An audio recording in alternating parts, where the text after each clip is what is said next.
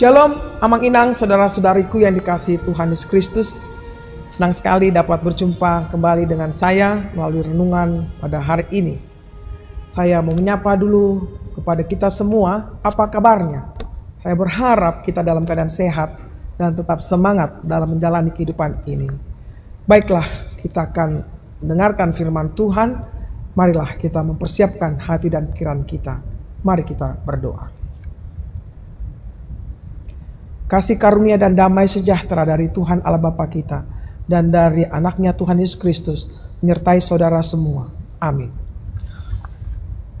Amang Inang, saudara-saudaraku yang dikasihi Tuhan Yesus Kristus, sebagai nats renungan kita yang menyapa kita pada saat ini, pada hari Sabtu tanggal 1 Februari 2025 dari kitab Mazmur 84 ayat 5. Demikian bunyinya.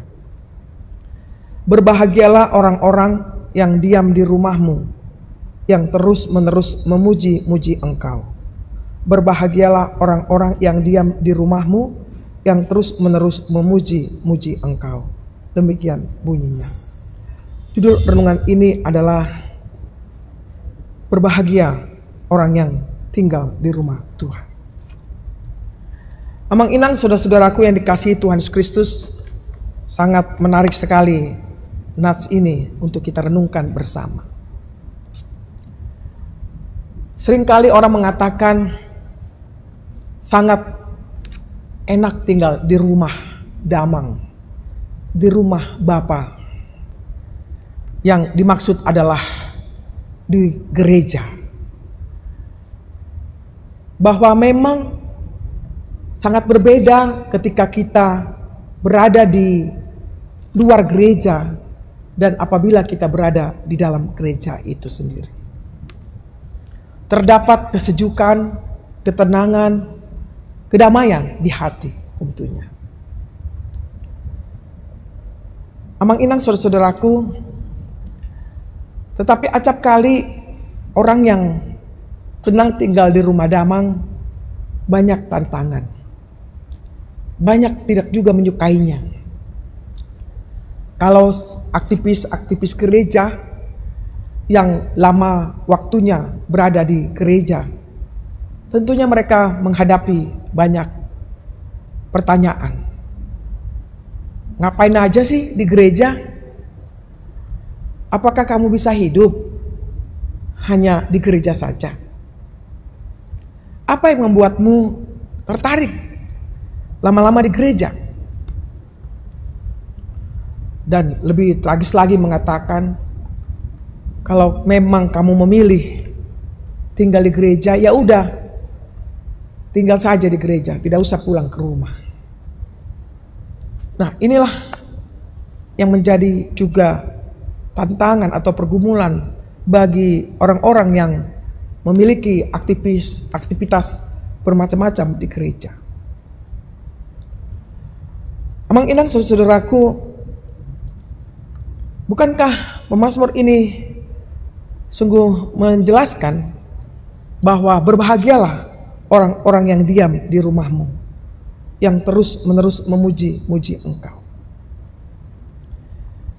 Pemazmur menegaskan bahwa kehidupan orang yang tinggal, yang diam di rumah Tuhan, tentu dia mengalami kebahagiaan seperti itu. Karena dia terus-menerus memuji Tuhan. Itu dasarnya. Tetapi bukan berarti meninggalkan seluruh aktivitas yang biasanya dia kerjakan. Baik sebagai pelajar maupun sebagai pekerja sehari-hari. Nats ini menekankan bahwa orang-orang yang sesungguhnya diam di rumah Tuhan itu adalah orang-orang yang melakukan firman Tuhan. Yang haus, yang rindu dengar-dengaran akan firman Tuhan. Dan terlebih menjadi pelaku firman-Nya. Maka demikianlah sesungguhnya orang-orang yang setia kepadanya. Dia hidup di dalam kebahagiaan yang tiada duanya. Karena hidupnya selalu memuji-muji Tuhan. Bapak, Ibu, saudara-saudaraku, baiklah kita pahami bahwa diam di rumah Tuhan adalah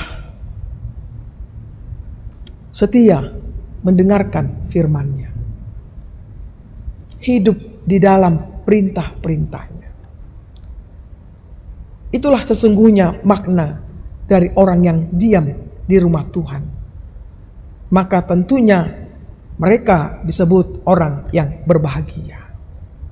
Oleh karenanya, baiklah firman Tuhan mengajak saudara dan saya untuk betul-betul menjadi pelaku firman-Nya. Dimanapun kita berada, apapun segala aktivitasnya, kita selalu memuji-muji namanya, sehingga berkenan hidup kita di hadapannya. Dan kitalah disebut orang yang berbahagia. Ditambah lagi dalam Mazmur 23 ayat 6 dikatakan, kebajikan dan kemurahan belaka akan mengikuti aku seumur hidupku, dan aku akan diam dalam rumah Tuhan sepanjang masa. Jadi dapat dikatakan orang yang diam di dalam rumah Tuhan, dia memperoleh kebajikan, dia memperoleh kemurahan dari Tuhan saja. Itulah sebabnya marilah kita sepanjang hidup kita senantiasa dekat dengan Tuhan, karena dialah sumber kehidupan kita. Selamat beraktivitas, Tuhan memberkati kita. Amin. Mari kita berdoa. Terima kasih Tuhan buat sapaan firman-Mu. Ajar kami untuk setia kepadamu di dalam kehidupan kami sepanjang hari. Bapa di surga, tentunya sangat indah, sangat menyejukkan, sangat damai bila kami berada di rumah-Mu. Biarlah itu menjadi motivasi bagi kami untuk menjalani kehidupan ini. Betapa berbahagianya orang yang dekat dengan Engkau, ya Allah. Berkatilah kami Tuhan di dalam menjalani kehidupan kami disertai dengan firman-Mu. Berilah kami kekuatan dan kemampuan sehingga kami boleh berbahagia dalam menjalani kehidupan ini. Ajar kami senantiasa memuji-muji nama-Mu dimanapun kami berada dan apapun aktivitas kami. Berkenanlah Engkau memberkati seluruh jemaat-Mu Tuhan, seluruh parhalado di dalam kehidupan mereka sehari-hari. Bila mereka sakit, Tuhan berikan kesembuhan. Bila mereka sedang berduka, Tuhan hiburkan hati mereka. Bila mereka sedang menghadapi masalah, Engkaulah yang setia menolong mereka. Bapa di surga, biarlah di tahun ini Tuhan, di mana bulan kedua kami sudah menjalani pada tanggal 1 Februari ini, biarlah semakin kami semangat menjalani kehidupan ini hanya karena pertolongan-Mu saja. Berkati semua Tuhan, para hamba-Mu, khususnya yang melayani di HKBP Kramat Jati ini.